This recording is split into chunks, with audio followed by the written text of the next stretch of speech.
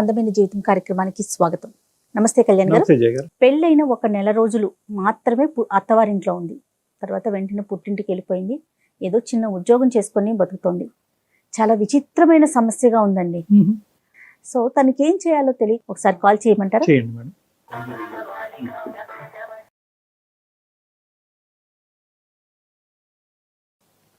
Hello hello దేవి గారండి, నేను జయానండి, అందమైన జీవితం ప్రోగ్రామ్ నుంచి కాల్ చేస్తున్నాను. నమస్తే మేడం. నమస్తే దేవి. నమస్తే అండి. మరి మీరు కూడా ఒకసారి మాట్లాడతారా? నాతో పాటు డాక్టర్ గారు కూడా స్టూడియోలో ఉన్నారు. మాట్లాడతాను మేడం. ఎస్ దేవి నమస్తే అమ్మా. నమస్తే సార్.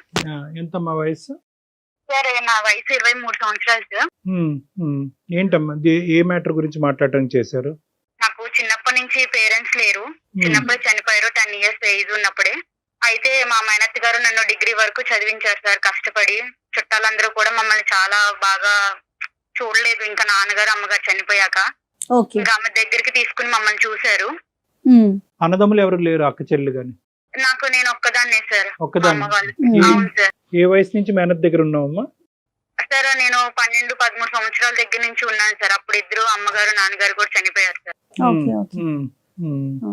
చెప్పమ్మా దేవి. చెప్పమ్మా. అయితే మా మేనత్త గారు ఒక సంబంధం చూసి పెళ్లి చేశారు సార్. అంటే మా ఇంటికి వచ్చి మరి నన్ను చూసుకుని కావాలి, ఈ అమ్మాయి కావాలని చెప్పి ఒక 1 month 2 months వరకు తిరిగి నన్నే కావాలని కోరుకుని వాళ్ళు చేసుకున్నారు సార్ మ్యారేజ్. ఓకే అమ్మా. కట్నం కూడా ఏం తీసుకోలేదు. వాళ్ళు కొంచెం బాగా రిచ్ పీపుల్. బాగా అంటే కొంచెం బాగా ఫైనాన్షియల్ మొత్తం కంప్లీట్ సెటిల్డ్. ఓకే. నువ్వేం చదువుకున్నావమ్మా? నేను డిగ్రీ చదువుకున్నాను సార్. ఎవరుంటారో అతనితో పాటు? ఉమ్మడి కుటుంబం? ఉమ్మడి కుటుంబం సార్. అందరూ కలిసి ఉంటాము.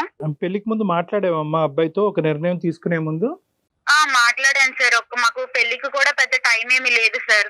ఓన్లీ ఒక 1 month సార్. వాళ్ళు ఎమ్మటే చూసుకున్నారు. అదే మంత్ లో పెళ్లి చూపులు, ఎంగేజ్మెంట్ అన్ని సంబంధించిన అన్ని అయిపోయినాయి సార్. నువ్వు మొత్తం మేనత్త మీద భారం వేసి బాగుందిలే ఆవిడ కరెక్టే నిర్ణయం తీసుకుంటది కాబట్టి అన్నట్టుగా నువ్వు వెళ్ళావు. మరి నన్ను చిన్నప్పటి నుంచి పేరెంట్స్ లేకపోయినా పెంచి చూసుకున్నారు కదా సార్. మేనత్ ఎప్పుడు బాగానే చూసుకుందామా నిన్ను? మేనత్ గారు బాగానే చూసుకున్నారు సార్. అనుకున్న దాంట్లోనే పెంచి పెద్ద చేసి అన్ని చూసుకున్నారు. వాళ్ళ పిల్లలతో పాటు సమానంగా చూసుకున్నారు. వాళ్ళకి కూడా పిల్లలు ఉన్నారా? అత్తయ్య కూడా ఉన్నారు సార్. చిన్న వాళ్ళు నాకన్నా ఏజ్ లో. నీకు అంతకు ముందు ఎన్ని సంబంధాలు వచ్చినాయి అమ్మా? ఇది ఒకటే ఫస్ట్ సంబంధమే చేస్తా అని చెప్పారా? అంతకు ముందు వేరే సంబంధం అయితే ఇదే ఫస్ట్ వచ్చింది సార్. వాళ్ళు బాగా ఎంక్వైరీ చేసుకుని అన్ని గమనించుకుని మీ దాకా వచ్చారు. నా దాకా వచ్చి అంతా ఎంక్వైరీ చేసుకుని మా మేనత్ తో మాట్లాడి ఇళ్ళ పక్కన వాళ్ళతో మాట్లాడి ఒప్పించుకుని కావాలి అని చెప్పి చేసుకున్నారు సార్. Okay okay. పెళ్లి బాగా జరిగిందమ్మా? వాళ్ళు 10 లక్షల వరకు ఖర్చు పెట్టుకుని చేసుకున్నారు సార్. వాళ్ళతో వాళ్ళ రేంజ్ కి తగ్గట్టుగా. అవును. ఇప్పుడు ఏంటమ్మా సమస్య ఏంటి దేవి? నన్ను పెళ్లి చేసుకుని తీసుకుని వెళ్ళి ఒక మాట అన్నాడు. ఏంటంటే మా వదినికి పిల్లలు ఉంటే నేను అసలు పెళ్ళే చేసుకోకపోయేవాడిని.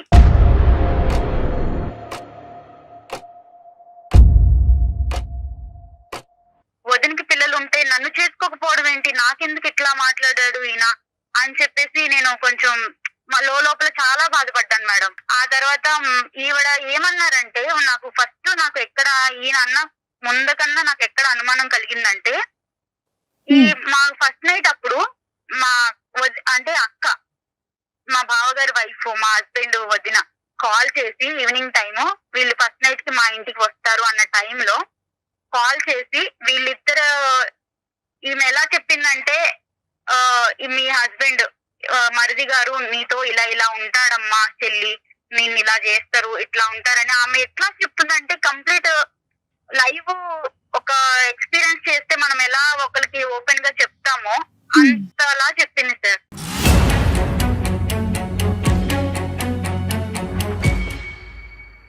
నా భర్త ఎలా అనేది ఆమెకి ఎలా తెలుసు, ఇలా చెప్పడం ఏంటి అనేది నన్ను బాగా చెలించేసింది. లోపలికి చాలా ఫీల్ అయిపోయాను. వాళ్ళకి పిల్లలు లేరమ్మా? పిల్లలు లేరు సార్. ఇక్కడ పాయింట్ అక్కడే స్టార్ట్ అయింది సార్. వీళ్ళకి పెళ్లి, మా ఆయన నన్ను పెళ్లి చేసుకోవడానికి ఎంత రీజన్ అది కూడా ఆమెకి పిల్లలు లేకపోవడమే సార్.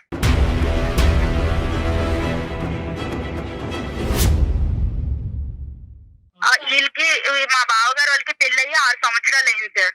6 సంవత్సరాలు అయింది. పిల్లలు అస్సలు లేరు. చాలా మందులు వాడారు. చాలా పెద్ద పెద్ద హాస్పిటల్స్ కి వీళ్ళకి ఉన్న డబ్బులు మొత్తం చాలా వరకు దానికే ఖర్చు పెట్టారు. అయితే 6 సంవత్సరాల వరకు పిల్లలు లేరు. తర్వాత వీళ్ళు అంతా ఫ్యామిలీ అంతా ఒకటే సార్. ఎట్లా అంటే ఇలా పేదింటి అమ్మాయిని చేసుకుని, ఇలా తల్లిదండ్రులు లేని వాళ్ళని చేసుకుని ఇట్లాంటి ప్లాన్లు వేసి ఇలా ఒక క్రైమ్ లాగా చేస్తారు సార్ లైఫ్ని. కానీ నాకు తెలియక అడుగుతానమ్మా, ఇది అసలు మీ భర్త ఏదైతే ఒక ఎజెండాతో నిన్ను పెళ్లి చేసుకున్నాడో ఆ ఎజెండా సీక్రెట్ గానే కంటిన్యూ చేయొచ్చు కదా. నీ ఎదురుగుంటా కూర్చుని మా వదినకి పిల్లలు ఉంటే కనుక నిన్ను చేసుకుని ఉండేవాడిని కాదు అనే మాట నీకు డిక్లేర్ చేయవలసిన అవసరం ఏముంది? అదే నాకు అర్థం కాలేదు సార్. ప్రతిసారి ఆవిడ కూడా మా ఇద్దరు మాట్లాడుకున్నప్పుడు మధ్యలో రావడం, మేము గదిలో కలిసిన్నప్పుడు వచ్చి డోర్లు తీయడం, ఇట్లాంటివన్నీ చేసింది. ఇవన్నీ కూడా నాకు చిన్న చిన్న అనుమానాలు కలిగించినాయి. అయితే ఒక రోజు నేను చూడకూడని చూశాను సార్. వాళ్ళిద్దరు రూమ్ లో, వాళ్ళ బెడ్రూమ్ లో, మా బావగారు వాళ్ళ బెడ్రూమ్ లో మా హస్బెండ్ వాళ్ళ వదిన ఉండడం నేను కళ్ళతో చూశాను సార్. అది ఎలా అంటే ఒక చెప్పకూడని పీక్ టైం సార్. అది అసలు టూ మచ్. అది నేను తట్టుకోలేకపోయాను సార్. అది నా భర్త వేరే వాళ్ళతో ఉండడం అనేది నేను అసలు యాక్సెప్ట్ చేయలేకపోయాను. అది కూడా సొంత వదిన. అమ్మ తర్వాత అమ్మ ఎవరైనా ఉన్నారంటే వదిన కదా సార్. మీ బావగారికి ఎంతవరకు తెలిసి వ్యవహారం అతనికి పూర్తిగా తెలుసా? ఇంట్లో అందరికీ తెలుసు సార్. అందరికీ మామయ్య తెలుసా? గారికి, అత్తయ్య గారికి, బావ గారికి అందరికీ తెలుసు సార్.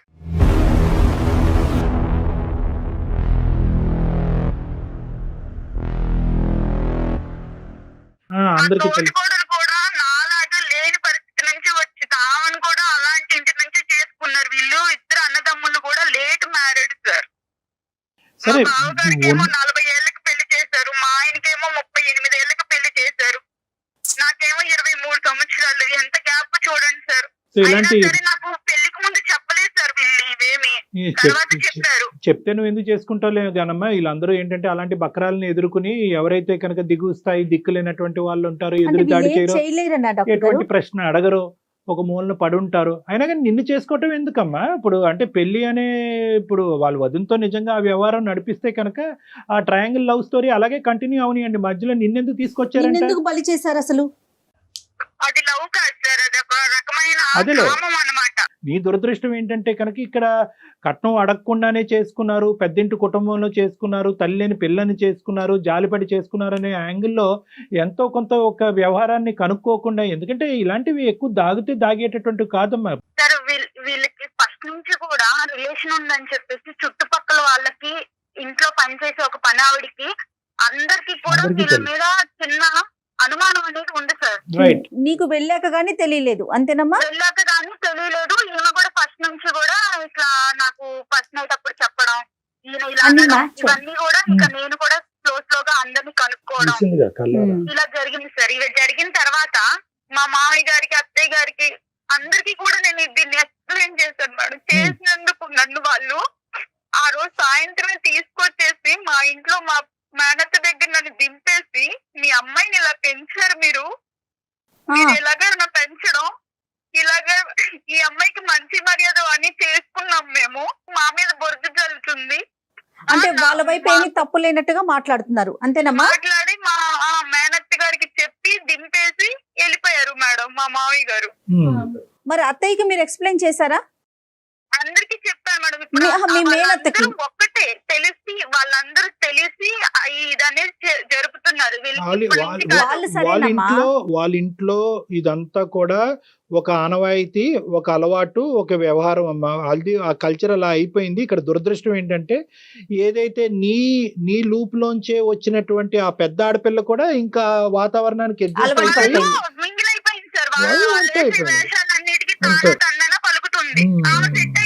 మీ మేనత్త కూడా నిన్ను అర్థం చేసుకోలేదా? ఆవిడేమంటారు? చేసుకున్నావు అక్కడ, అందుకే వాళ్ళు తీసుకొచ్చి దింపారు. ఏం జరిగిందో చెప్పంటే ఇదిగా నాకు చెప్పాను. అయినా కూడా అలా ఎలా చేస్తారు అంటే వీళ్ళని ఎలా నమ్మించేశారు వాళ్ళు. నమ్మట్లా. సో నువ్వేదో ఇక్కడ కావాలని నాటకం ఆడి నీ జీవితాన్ని నువ్వు పాడు చేసుకుంటున్నావు అనేటటువంటి ఆలోచన మా అందరికీ కూడా ఇక్కడ ఏ కోసాన్ని కూడా మాకు లేదు. ఏమన్నా మాట్లాడదామా కళ్యాణ్ గారు? సార్ నేను ఏంటంటే ఇప్పుడు నా జీవితం అనేది పెద్ద క్వశ్చన్ మార్క్ లో పెట్టేశారు సార్. ఇప్పుడు నేను దానికి సమాధానం వెతుక్కోలేకపోతున్నాను. ఎంతకాలం అక్కడ కలిసి ఉన్నావమ్మా? ఎంతకాలం కుటుంబంలో ఉన్నావు? నేను ఒక 20 ఈ 2 years పాటు, ఈ 2.5 years పాటు మీ ఇద్దరి మధ్యన కమ్యూనికేషన్, మెసేజెస్, అతను మీ ఇంటికి రావటం ఏమీ లేదు. నెంబర్లన్నీ బ్లాక్ చేసేసారు. బ్లాక్ నేను చేసేసారు. అక్కడి నుంచి వచ్చాక కూడా నేను కాల్ చేస్తున్నానని చెప్పేసి నా నెంబర్ బ్లాక్ చేసేసారు సార్.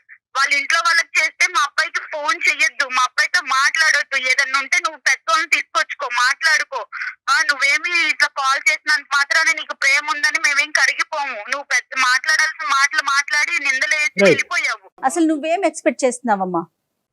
ఇప్పుడు ఏం లేదు మేడం, అటు నాకు డైవర్స్ ఇవ్వట్లేదు, ఇటు నన్ను తీసుకువెళ్ళట్లేదు.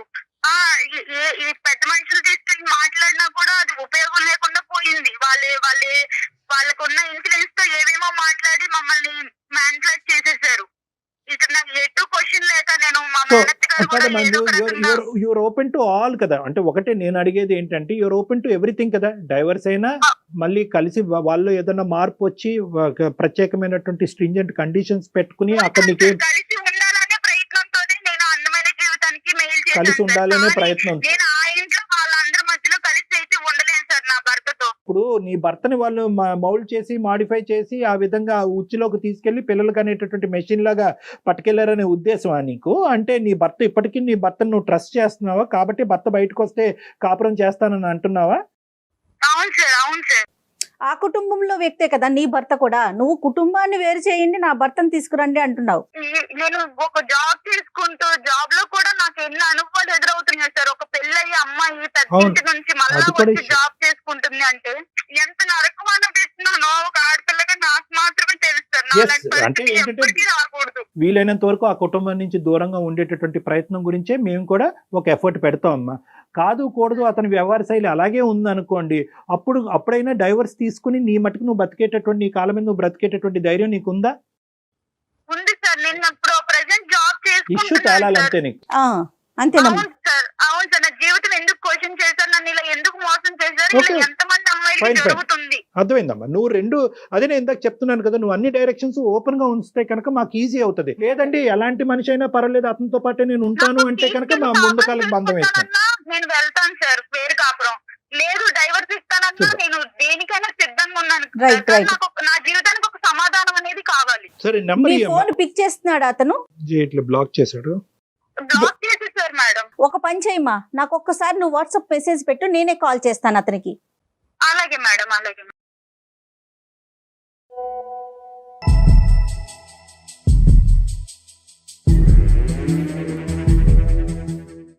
హలో హలో, సుధీర్ అండి.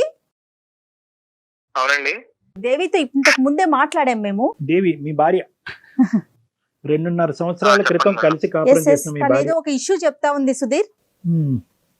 తన్ని మీరు పెళ్ళైన నెల రోజుల్లోనే పుట్టింట్లో వదిలేశారని, ఇప్పటికి 2 సంవత్సరాలు అవుతోందని, పెద్ద మనుషుల ద్వారా వచ్చినా కూడా సమస్యకి పరిష్కారం కావట్లేదు, నన్ను ఏం చేయమంటారు అని మాకు ఒక మెసేజ్ పెట్టింది. మేమే కాల్ చేశాము. సో తన ఫోన్ పిక్ చేయట్లేదని నేనే మీకు కాల్ చేయటం జరిగింది సుధీర్. అసలు ఏం జరిగింది ఏంటి అన్ని అసలు నేను ఎందుకు ఎక్స్ప్లెయిన్ చేయాలి మేడం? అంటే ఇప్పుడు నేను ఎందుకు చెప్పాలి ఇదంతా? ఎవరు మాకా?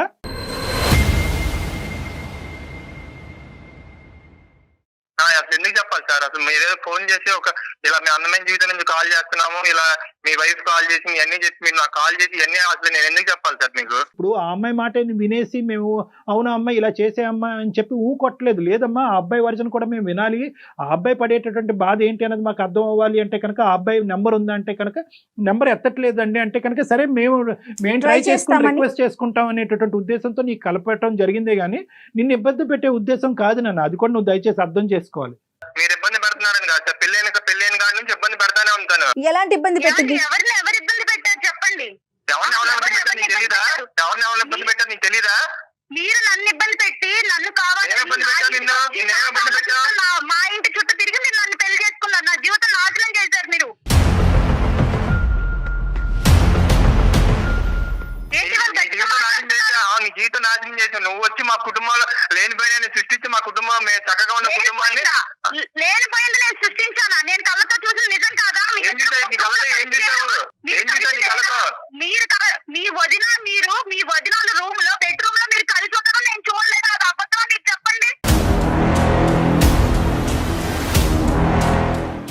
నా కళ్ళు నన్ను మోసం చేస్తాయి అనుకుంటున్నారా? ఏంటి వాళ్ళు మీరు గట్టిగా మాట్లాడుతున్నారు? చేయక ఫోన్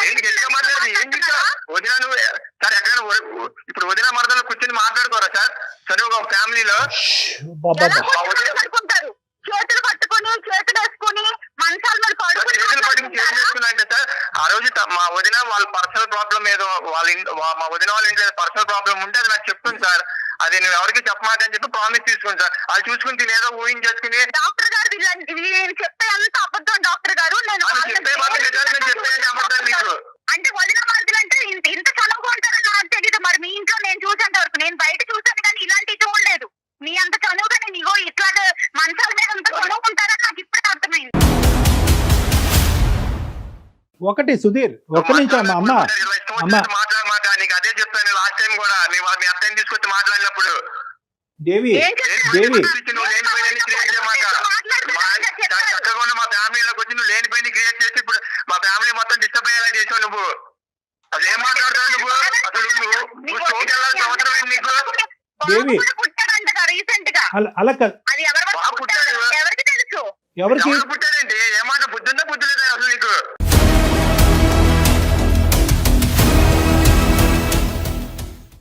నాకు బుద్ధి బాగానే ఉంది. మీకు బుద్ధి లేని పనులు చేశారు కాబట్టి నన్ను మా ఇంటికి మీరు తీసుకొచ్చి దింపేశారు. నాకు నేనే రాలేదు నా కాపురాన్ని పాడు చేసుకుని.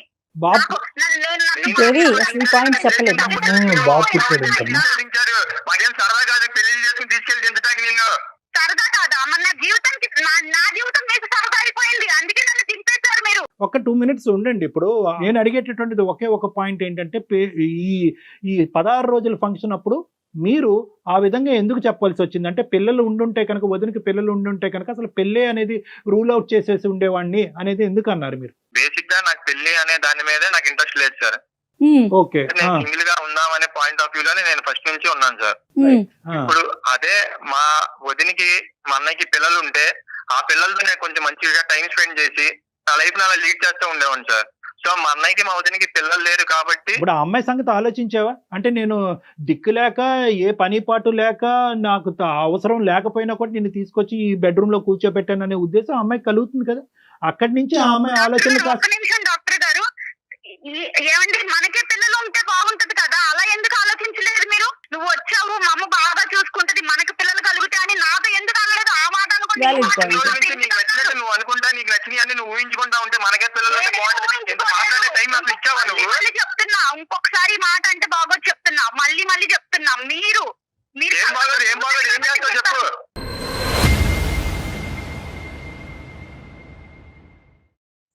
మాట్లాడితే బాగోదు అంట. నువ్వు వచ్చాక కూర్చుని ఏమంటే మీరు ఆ రోజు ఇలా అన్నారు, ఎందుకు అన్నారు, ఏంటి దాని ఉద్దేశం ఏంటని నువ్వు అడిగావు నన్ను. మా మేనత్తను తీసుకుని పెద్ద మనుషులు తీసుకుని నేను వచ్చాను కదా, మీరు అప్పుడేం చేశారు? అప్పుడు మాకు ఈ పిల్లొద్దు, అలా వద్దు, ఇలా వద్దు అని మాట్లాడారు కదా, అలా మాట్లాడుకున్నా. అవును, నువ్వు ఇలా కట్టుకదలనుకుని కుటుంబంలో అందరి మధ్య సవాళ్ళు సృష్టిస్తావు, నాకేం తెలుసు, అందుకే వద్దని చెప్పాను. సృష్టించలేదు డాక్టర్ గారు, ఇదేమి నేను క్రియేట్ చేసి మాట్లాడట్లేదు డాక్టర్ గారు. నేను చూశాను, మీరు అబద్ధాలు చెప్పొద్దండి. ఇక్కడ ఏంటంటే ఫైనల్ గా ఒకటేనమ్మా, 3 సంవత్సరాలు చూసారంటావు. ఏంటంటే మీరు మంచాల మీద పడుకోలేదా? ఎలా పడుకున్నారు? నేను చూడండి పిచ్చిగా మాట్లాడమని చెప్తున్నా దేవి, ఇష్టం వచ్చేది సృష్టించమాట నువ్వు చెప్తున్నా.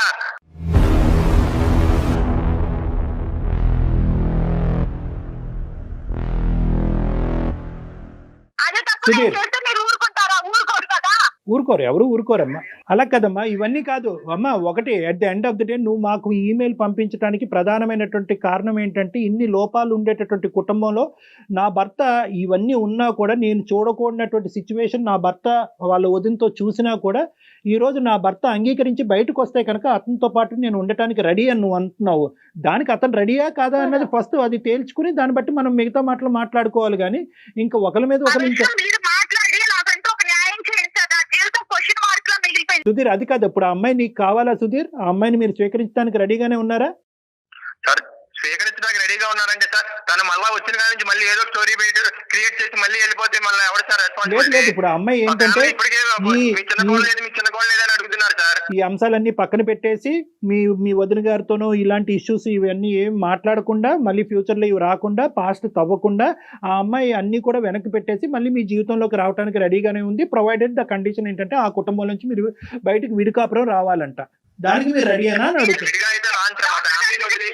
ఉద్దేశం అసలు లేదు డాక్టర్ గారు. ఎందుకంటే ఆయన కోరుకున్నట్టుగా వాళ్ళ వదినికి బాబు కూడా పుట్టాడు డాక్టర్ గారు. సార్. నన్ను ఎప్పుడైతే వాళ్ళు దింపేశారో ఆ అమ్మాయి తర్వాత ప్రెగ్నెంట్ అయ్యింది. ఇప్పుడు వాళ్ళ ఇంట్లో బాబు కూడా ఉన్నాడు డాక్టర్ గారు. ఇంకా జరిగాక నన్ను ఇంకెందుకు తీసుకెళ్ళి ఏం మాట్లాడుతున్నావు? నీకు బుద్ధి బుద్ధి లేదా?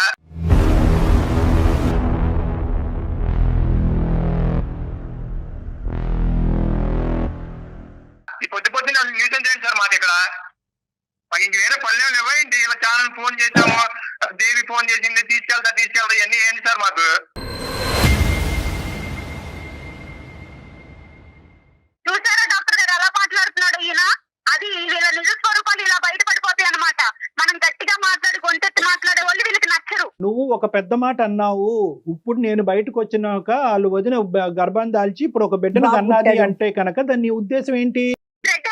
చూసాను కాబట్టి ఇది సిచ్యువేషన్ గా లేదమ్మా, అసలు సందర్భానుసారం లేదు. నా భర్త అటువంటి క్యారెక్టర్ నేను బయటకు రాగానే వదినతో సంసారం చేసి ఇప్పుడు కన్నాడు కాబట్టి ఆ వ్యక్తి అయినా పర్వాలేదు నాకు కావాలి అని చెప్పి మా చేత ఫోన్ చేయించడం ఎందుకమ్మా? ఇప్పుడు నీకు అటువంటి భర్త కావాలా? నిజంగా నువ్వు అన్నదే కరెక్ట్ అని అనుకుందాము. ఈ ఆలోచనలు ఈ ఉద్దేశాలు అన్ని మనసులో పెట్టుకుని అతనితో పాటు మళ్ళీ ప్రయాణం మొదలు పెడతాను, ఓన్లీ కండిషన్ అక్కడ కుటుంబం నుంచి బయటకు రావాలంటే ఇది వర్కబుల్లేనా? మీరిద్దరు ఎప్పటికీ కూడా సుఖ సంతోషాలతో ఉంటారా? మేము కలిపి పంపినా కూడా ఇది వర్కబుల్లేనా? ప్రాక్టికల్ లైన్లో సుధీర్, ఇప్పుడు నేను ఏ నిర్ణయం తీసుకోలేని స్థితిలో మీకు మెయిల్ చేశాను సార్. దానికి నాకు నా జీవితానికి మీరే ఒక దారి చూపించాలి. దారి చూపెట్టాలి అంటే దారి చూపెట్టాలి. ఏదైనా నేను అయిపోయింది. మీకు ఆలోచించుకుని మెయిల్ చేశాను. అతను డైవర్స్ ఇస్తాడా లేదా అనేటటువంటిది అతని సంభాషణలోనే మనకు అర్థమైంది, అతని మాట తీరులో అర్థమైంది. ఇప్పుడు ఫోన్ కట్ చేసి వెళ్ళిపోయాడు. ఇంకా మనకు అర్థం అయిపోయింది అతనికి నువ్వు వద్దు. అదైతే క్లియర్ కట్ గా అతను ఏంటంటే అతనికి నీవు వద్దు అనేటటువంటి మాట అతని నోటి ద్వారా అతను చెప్పకుండానే మీ ద్వారానే డైవర్స్ అప్లికేషన్ అక్కడ పంపించాలనేటటువంటి ఉద్దేశంతో వెయిటింగ్ గేమ్ ఆడుతున్నారు వాళ్ళు. ఇప్పుడు ఏంటంటేనమ్మా అక్కడ జరిగినటువంటి సంఘటన అతను ఒప్పుకోడు. ఎస్ అండి నా వదినతో నాకు ఒక ఇది ఉంది అనేటటువంటిది అతను ఒప్పుకోవట్లేదు. చూసినట్టుగా నువ్వు ఊహించుకుంటున్నావు. అదే ఇప్పుడు నువ్వు ఒప్పుకుంటే మళ్ళీ వాళ్ళకే పరువులు ఉంటాయి, మాకు ఉండవా సార్? మా జీవితాలు ఇలా ఇక్కడ పబ్లిక్ గా నువ్వు చూసింది కరెక్ట్, ఖచ్చితంగా అక్కడ అక్రమ సంబంధం ఉంది అనే విధంగా మేము కూడా మాట్లాడలేవు. కానీ నీ కళ్ళ ద్వారా నువ్వు ఏదైతే చూసావో అది నువ్వు నమ్ముతున్నావు కాబట్టి అక్కడికి వెళ్ళేటటువంటి ఉద్దేశం నీకు ఉందా లేదా దేవి, మొత్తం నువ్వే చెప్తున్నావు. నువ్వు ప్రాక్టికల్ గా ఆలోచించు. నువ్వు చూసింది మేము సమర్థించలేము అమ్మా. ఎందుకంటే మేము ఎలా సమర్థిస్తాము? అక్కడ మేము సమర్థించలేము. కానీ నువ్వు చూసింది నిజమే. ఆ నిజాన్ని నేను చూశాను కాబట్టి అది నేను జీర్ణించుకోలేను కాబట్టి అక్కడికి నేను వెళ్ళలేను అనేటటువంటి నిర్ణయం అన్నా తీసుకోవాలి. అది జీర్ణించేసుకుని సంసారం జీవితమే ఇంపార్టెంట్ కాబట్టి మిగతా అంశాలన్నీ పక్కన పెట్టేసి అణిగిమణిగి నేను అక్కడే ఉంటాను అనే నిర్ణయం అన్నా తీసుకోవాలి. ఏంటంటే అది ఖండిస్తున్నావు, అది తప్పు అంటున్నావు, అది కరెక్ట్ కాదంటున్నావు, అది దరిద్రం అంటున్నావు. కానీ నా భర్త నాకు కావాలి, అక్కడి నుంచి బయటకు వస్తే కనుక అన్ని మర్చిపోయి కాపురం చేస్తానంటే ఈ రెండు ఎలాగ ఒక పడవలో ఎలా ప్రయాణం చేయొచ్చు? ఇవి కాదమ్మా, నువ్వు చూసింది ఇప్పుడు మీరు నా బాధ అనేది మీకు అర్థమైంది కాబట్టి నాకు అర్థమైంది. నేను ఒకే కంక్లూజన్ నేను చెప్తానమ్మా.